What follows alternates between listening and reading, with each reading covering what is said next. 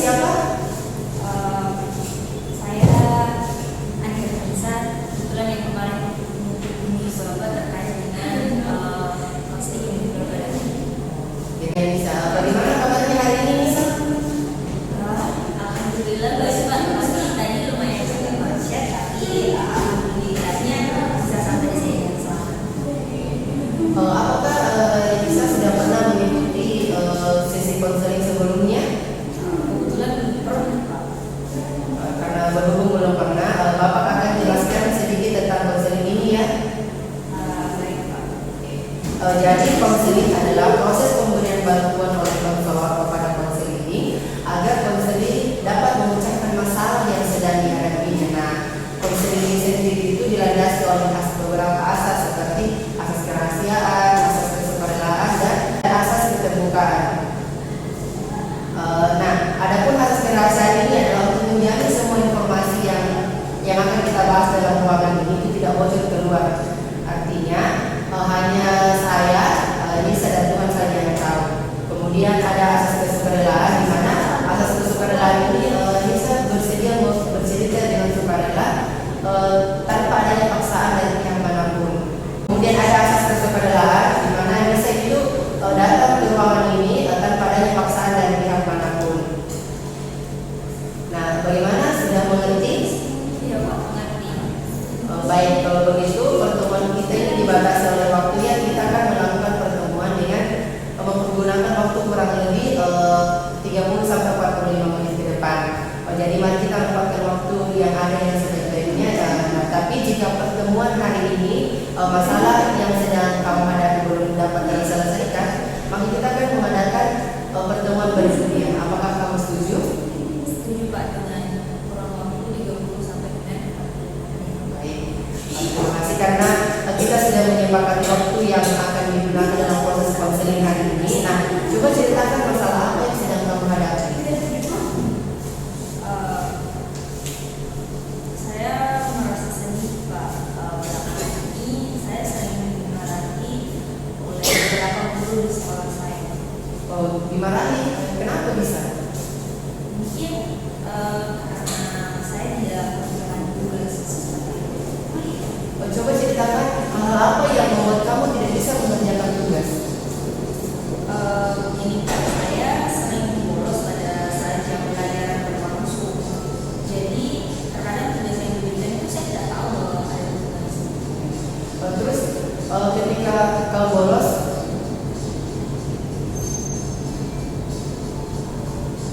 terus apa yang kamu lakukan? Apa yang membuat kamu sering bolos pada saat jam pelajaran sedang berlangsung ini? Mungkin penyebab saya bolos itu ada beberapa faktor. Yang pertama itu yang paling penting itu saya tidak senang dengan sikap atau perilaku guru yang mengajar Pak. Dan kedua itu saya juga proses belajar mengajar yang membosankan karena lebih banyak menjelaskan tanpa ada prakteknya Pak, hanya terkait dengan teori dan teori. Jadi kamu tidak suka dengan sikap guru dan cara mengajarnya yang tidak kreatif ya, seperti itu?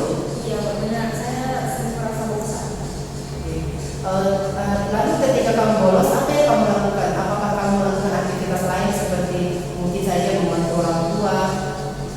Tidak Pak, saya tidak pulang ke rumah. Kalau pulang ke rumah bisa saya dimarahi. Jadi ketika kamu bolos ini kamu kemana? Saya terkadang ke kafe atau jalan-jalan ke mall Pak, tapi kamu ini tahu kan kalau apa yang kamu lakukan ini salah? Iya Pak, saya menyadari betul bahwa apa yang saya lakukan itu tidak tepat, tapi itu membuat saya merasa nyaman Pak. Saya sadar Pak, saatnya saya belajar dengan giat dan sebentar lagi saya akan ujian. Kamu mengatakan kamu harus belajar dengan giat karena akan menghadapi ujian, tapi kamu merasa nyaman ketika bolos dan tidak mengerjakan tugas. Iya Pak, saya bingung harus bertindak seperti apa. Lalu Saya butuh motivasi untuk belajar yang kuat sehingga saya tidak bolos Pak.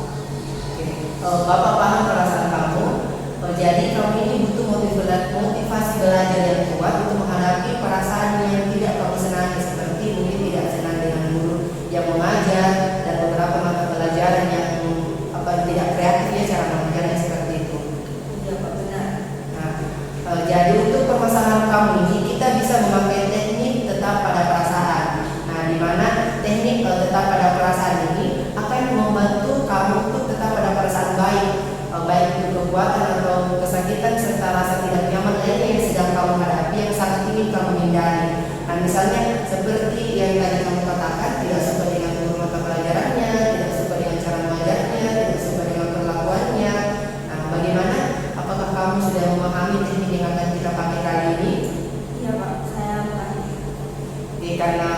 sudah paham, mungkin bisa kita mulai ya. Iya Pak, silakan. Oke. Bapak akan memberikan relaksasi pikiran di mana Nisa ini agar merasa lebih tenang. Di mana jika sudah tenang, maka masalah yang dihadapi dapat diselesaikan dengan baik. Bapak ingin agar kamu duduk dengan posisi ternyaman. Oke, lalu letakkan kedua tangannya di samping seperti ini, ya. Oke, ikuti instruksi Bapak ya. Oke, kemudian silakan menutup matanya pelan-pelan. Kemudian tarik nafasnya, hembuskan, tarik lagi, lalu hembuskan. Oke, sudah merasa nyaman, ya. Rasakan ketenangan dalam kepala dan pikiran Anda. Oke, rasakan ketenangan itu, tanamkan dalam pikiran Anda bahwa Anda itu tidak akan bolos lagi. Rasakan, oke, tanamkan bahwa kamu ini mempunyai motivasi belajar yang bagus, motivasi belajar yang kuat, oke, bagus. Dan lalu biarkan yang ketenangan itu mengalir. Salurkan rasa nyaman itu ke pundak, ya, salurkan. Biarkan ketenangan itu mengalir dalam dirimu. Oke, salurkan ke tangan, salurkan ke tangan. Silakan untuk melemaskan tangannya. Lalu rasakan ketenangan atau kenyamanan yang sedang kamu rasakan saat ini di perut, ya. Kemudian biarkan kenyamanan itu mengalir dalam diri Anda. Ya, kemudian turunkan ke betis, rasakan kenyamanan itu mengalir. Ya, biarkan Anda tetap dalam perasaan. Bayangkan Anda sedang banyak tugas, bayangkan sedang belajar dalam kelas bersama guru yang tidak disukai. Tanamkan bahwa kamu ini mempunyai potensi yang bagus. Tanamkan bahwa kami mempunyai keberanian, tanggung jawab. Bayangkan kamu sedang mengerjakan tugas satu persatu, dan sekarang dan sekarang kamu akan kembali kepada perasaan kamu saat ini. Silakan untuk menggerakkan tangannya pelan-pelan. Yang gerakkan tangannya pelan-pelan. Nah, silakan untuk menggerakkan kaki pelan-pelan. Ya, kemudian buka matanya pelan-pelan. Bagaimana perasaannya sekarang? Perasaan saya lebih tenang Pak. Bagus sekali. Nah, teknik ini bisa kamu pakai dan terapkan di rumah atau setiap kali kamu merasakan ketidaknyamanan atau sedang cemas. Dengan begitu, ketenangan akan selalu ikut dalam diri kamu. Karena sebenarnya diri kita sendiri itu yang menciptakan kecemasan atau ketakutan itu sendiri. Iya Pak, terima kasih.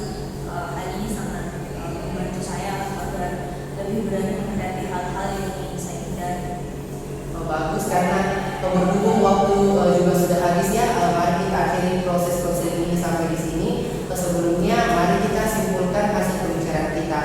Di awal Nisa ini mengatakan bahwa Nisa ini sering dimarahi karena tidak mengerjakan tugas, karena sering bolos pada saat jam pelajaran. Dan untuk mengatasi hal ini, Nisa ini akan lebih berani menghadapi hal-hal yang sangat ingin Nisa hindari. Dalam hal ini juga perasaan tidak disukai pada guru mata pelajaran yang memiliki perlakuan kurang baik. Betul seperti itu? Siap Pak, saya akan berusaha perilaku mulut saya ini bisa segera saya atasi. Bapak senang sekali mendengarnya. Bagaimana perasaannya sekarang?